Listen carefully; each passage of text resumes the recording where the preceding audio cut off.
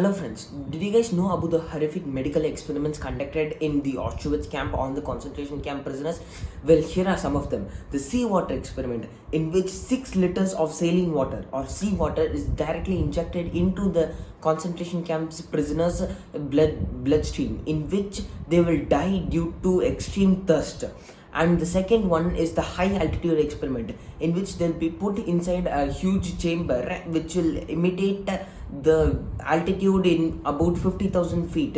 Since this was done due to the fact that many German airships were getting destroyed on a huge altitude, so these doctors wanted to know how the Germans will survive at that much high altitude. The third one was the sewing twins experiment, in which two babies or two twins would be injected with certain chemicals, and then they would be cut open and stitched together. And one of the most horrific experiments of all is the amputating experiment, in which they will amputate other prisoners' arms or legs or organs without giving them anesthesia, and transplant those organs to a German or another concentration camp soldier without anesthesia. And these horrific experiments were done by an extremely cruel doctor in the name of Joseph Mengele. He's also known as the Angel of Death.